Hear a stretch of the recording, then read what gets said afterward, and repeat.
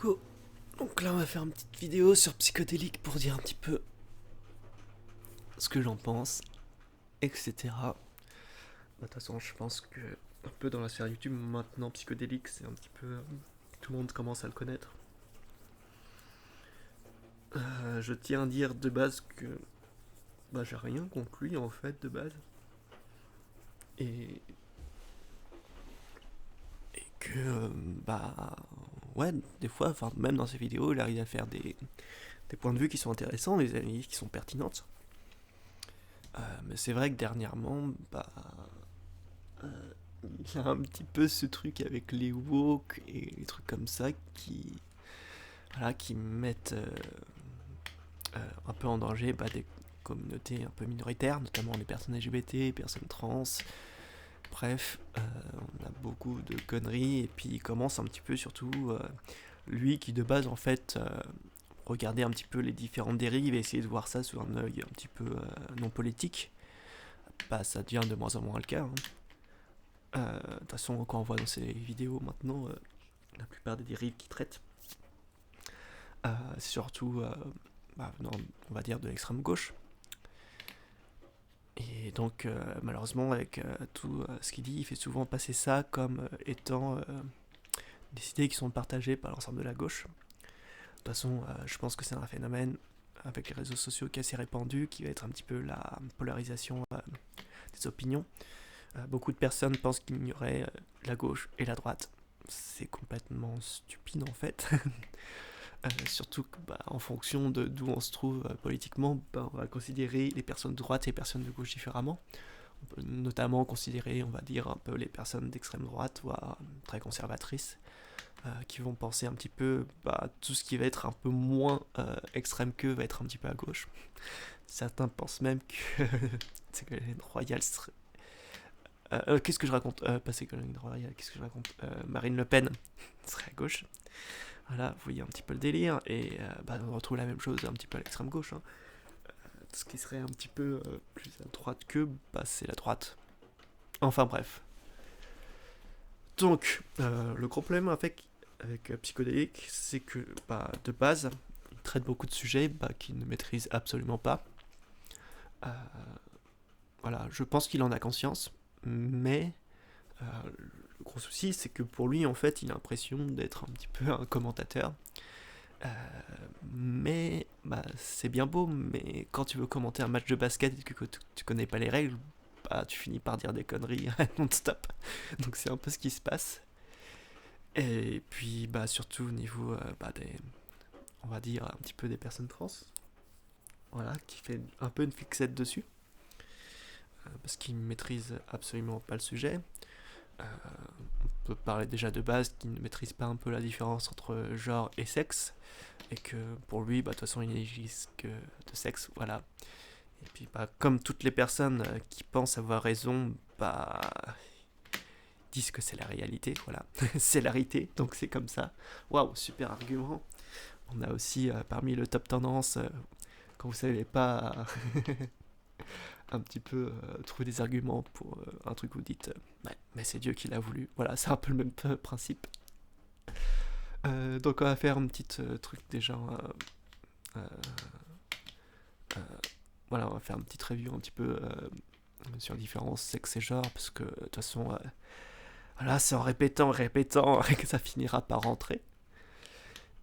Déjà, je tiens à dire que beaucoup de personnes en fait pensent avoir des connaissances qu'ils ne maîtrisent pas trop.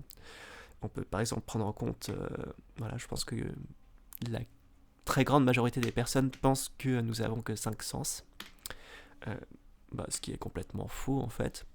On peut par exemple prendre en compte le sens de la nociception, voilà, qui est le sens de la douleur. Il y a aussi un sens, par exemple, vous n'avez pas besoin d'avoir les yeux ouverts pour savoir dans quel état se trouve votre corps, si vous êtes à l'horizontale, à la verticale, voilà. Vous pouvez savoir dans quelle position se trouve votre corps dans l'espace. Tout ça parce qu'en fait, nous avons des récepteurs dans l'oreille interne, voilà. Euh, c'est un petit peu comme des tuyaux avec une espèce de petit truc qui se balade avec des cils, voilà. Et donc ça permet avec les deux de pouvoir un petit peu que le cerveau puisse un petit peu savoir dans quelle position se trouve votre tête. Voilà. On peut notamment dire c'est que certains, par exemple, ont des problèmes internes, de problèmes d'oreille interne. Voilà. Ce qui peut entraîner une perte de l'équilibre, c'est dû à ça. Voilà. C'est un des récepteurs qui est endommagé, qui ne fonctionne plus, et donc le cerveau ne sait plus où en donner de la tête. Bref, et donc on a plein de sens comme ça, et un petit peu, le sexe et déjà le genre font un peu partie de tous ces préjugés que les gens pensent connaître, puisque c'est des trucs qu'on voit un petit peu, des connaissances de base, et que malheureusement, elles sont pas forcément hyper approfondies dans le cursus général qu'on fait. Surtout, c'est pas eu de cursus scientifique. Voilà. Alors, donc déjà, il faut savoir que le sexe ne suffit pas à définir un individu, et qu'on peut avoir des cas où juste prendre en considération le sexe n'a pas beaucoup de sens. Alors, on va prendre des cas de figure. Déjà, on va prendre des cas simples, donc ceux que tout le monde connaisse. Donc, on va prendre un individu avec un pénis, qu'on va définir du coup comme un individu mâle, et un individu avec un vagin, donc qui va être un individu femelle. Voilà, donc là, on part sur des principes simples que, soit il y a présence, soit absence. Mais bien sûr, il y a deux conditions. On peut avoir présence et avec un appareil génital qui n'est pas fiable, ou on peut avoir le début de croissance d'un appareil génital mais qui n'est pas fini. Voilà. Bref, donc ça rajoute déjà d'autres possibilités. Mais on peut prendre un cas où par exemple un individu n'aurait pas de sexe. Donc, comment on pourrait définir cet individu parce qu'on ne pourrait pas créer une nouvelle catégorie sexuelle, parce que cette personne n'a pas de sexe en fait. Et donc, on a besoin de créer un nouveau mot pour pouvoir définir cela. Et donc, on va utiliser le genre. Voilà. Donc, c'est déjà pour exprimer la différence entre genre et sexe. Le sexe va servir à identifier un appareil génital spécifique ou la capacité à produire une gamète spéciale. Bien sûr, dans le cas des hommes, on a toujours un appareil génital qui est présent. Quand il y a présence de gamètes, il y a un appareil génital qui est nécessaire. Mais il faut savoir que dans d'autres chez d'autres espèces, certains individus peuvent produire des gamètes sans, on va dire, ça, appareil génital spécifique. Oui, aussi, autre chose à dire de base, c'est que oui, chez les humains, on trouve, les individus ne peuvent, on a trouvé que des individus qui avaient de sexes différents, mais il faut savoir que dans la nature, il y en a beaucoup plus que de sexes. Bref, donc on a fait un petit peu cette différence entre genre et sexe. Voilà. Et donc le gros problème avec Psycho, en fait, c'est que il va surtout parler de dérives. Ça, c'est pas un problème en soi, en fait, parce que on peut parler de dérives et dire, il y a des personnes qui pètent complètement des câbles, et puis se dire, faut faire attention, si les personnes pensent ça, etc. Mais le gros problème, en fait, c'est qu'il a tendance à faire des amalgames, et donc à faire dire, en fait, aux autres ce qu'ils n'ont pas dit, et donc prendre ces dérives comme faisant partie intégrante d'un mouvement. Donc on va le voir surtout un petit peu dans sa lutte, on va dire, contre le wokisme. Wokisme que je tiens à rappeler qui ne veut strictement rien dire, puisque aucune personne ne se définit en tant que woke. Bref, on va juste dire que c'est un peu un thème pour descendre des opposants, de façon simple. C'est un petit peu comme le fascisme pour les personnes de gauche. Voilà. Et même le terme fascisme, c'est un peu différent parce que ça descend d'un groupe de personnes qui se définissaient en tant que tel. Enfin bref. Où en étais-je? Bref. Donc, le gros problème du coup avec Psycho, c'est qu'on a dit, il fait des amalgames. Et donc, il va faire surtout beaucoup d'amalgames au niveau des personnes transgenres. Déjà, il fait dire que les enfants sont opérés et qu'on leur donne des hormones contre leur volonté. Déjà, c'est complètement faux. En France, pour avoir accès à des hormones, il faut avoir 16 ans. Donc voilà, on est très loin des enfants de 4 ans qui prennent des hormones. Les opérations, c'est majeur. Est-ce qu'il y a des cas de personnes non majeures qui ont des opérations? C'est très rare, voilà, c'est uniquement quand c'est vraiment nécessaire. Et bien sûr, dès que vous n'êtes pas majeur, il faut l'aval de l'individu, c'est normal, l'aval de la famille et l'aval des médecins. Voilà, ça se fait pas non plus en claquement de doigts. Il faut savoir aussi que, par exemple, les bloqueurs hormonaux, voilà, des bloqueurs de puberté, déjà de base ne sont pas utilisés que pour les personnes trans. Voilà, il y en a qui peuvent avoir des pubertés précoces. Et donc, on va leur donner des bloqueurs de puberté sinon ça pourrait entraîner des problèmes de santé majeurs. Voilà. Et le but, en fait, de ces bloqueurs de puberté, c'est que on a vu en fait que des enfants qui présentaient une dysphorie de genre pouvaient la résoudre à l'adolescence. Voilà. Donc le but des bloqueurs de puberté, ça va permettre en fait de réduire, voire de complètement annihiler les effets de la puberté pour laisser le temps de voir s'il y a résolution de la dysphorie. S'il y a résolution de la dysphorie, on arrête les bloqueurs de puberté et elle reprend comme avant. Voilà. Et si il y a toujours dysphorie, en fait, on va du coup passer sur un traitement hormonal, puis sur des bloqueurs spécifiques. Et donc ça permettra, ces bloqueurs permettront en fait des opérations, notamment par exemple pour les passages de femmes à hommes, par exemple une opération qui pourrait être l'ablation, enfin, oui on peut dire ça, enfin, on va dire un petit peu réduire la taille des seins, enfin voilà. Bref, des opérations qui peuvent être lourdes, donc ça peut être nécessaire. Mais je tiens aussi à signaler que vous pouvez, par exemple, que les bloqueurs de puberté ne sont pas obligatoires et vous pouvez très bien choisir de ne pas en prendre en fait. Et je pense que beaucoup de personnes oublient ça, mais déjà, même si vous avez une dysphorie de genre, il n'y a aucune des étapes qui est nécessaire. Il faut qu'à chaque fois, la volonté vienne de l'individu en question. S'il n'y a pas de volonté de l'individu, il n'y a pas d'opération.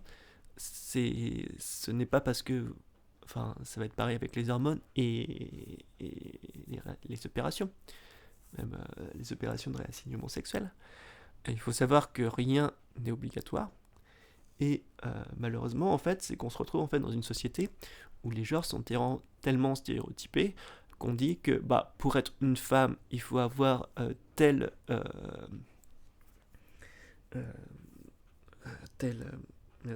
présent biologique, par exemple des seins, etc., avoir tel comportement. Et donc, on se retrouve avec des personnes qui ont une dysphorie et qui inconsciemment vont se dire pour que je sois reconnue comme femme, il faut que je fasse toutes les étapes. Mais ce n'est pas nécessaire en fait. Chaque cas doit être pris un petit peu au cas par cas, parce que chaque cas est différent. Puis même la dysphorie ne s'applique pas forcément de la même façon à toutes les personnes. Il y a des personnes, par exemple, qui vont juste avoir besoin de traitements hormonaux. Il y en a qui n'ont pas besoin de traitements hormonaux, mais qui vont avoir besoin d'une opération de réassignement sexuel. Bref, ça peut être très diversifié. Et donc, le grand problème, en fait, avec tous ces stéréotypes, c'est déjà de base, ça va forcer des personnes à peut-être faire des opérations qui ne seraient pas nécessaires. Tout ça pour un peu plier à une volonté de la société pour être perçu enfin comme le genre que l'on voudrait. Et on voit aussi, par exemple, un petit peu ces stéréotypes par rapport à tout ce qui va être comportement, qui sont très problématiques aussi, parce que ça peut faire dire à des personnes, par exemple des hommes qui se comporteraient de façon peut-être qu'on dirait plus féminine, qui aimeraient se maquiller, ou qui, etc., des comportements qui seraient plus... Et donc ça pourrait en fait leur faire croire qu'ils ont une dysphorie de genre alors que ce n'est pas le cas. Voilà. Donc, je pense réellement que un petit peu ce truc de dire oui, les hommes ça doit faire comme ça doit avoir tel aspect physique, etc. C'est mauvais pour tout le monde en fait. Euh, Parce que ce qui est important et ce qui est crucial en fait, c'est de laisser le choix. Euh, Parce que si vous êtes un homme et que vous avez envie d'être musclé, très bien, pas de souci. Si vous avez envie de vous montrer hyper viril, etc., il n'y a pas de souci. Mais c'est pas parce que c'est votre choix que vous devez l'imposer à tout le monde. Et dire que les hommes doivent être comme ça pour être des hommes, euh, ça touche en fait déjà tous les autres hommes qui ne veulent pas forcément suivre votre voie, parce que tout le monde n'est pas comme vous. Et heureusement, parce que putain, qu'est-ce que le monde serait chiant. Voilà. Enfin bref. Donc je suis en train complètement de divaguer. Normal. Bref. Tout ça pour dire que en ce moment je suis de moins en moins psycho et j'ai de plus en plus de mal avec lui. Euh, Parce que on va dire à chaque fois en fait il fait l'appel à des dérives. Même on peut voir dernièrement avec l'affaire du Raptor. Où, voilà, on a des problèmes. Voilà, bref. Et donc, il fait dire en fait à une personne d'extrême droite qu'elle se wokisme. Bref, vous voyez un petit peu ce truc de dire voilà, tout ce qui est mauvais, c'est la faute du wokisme.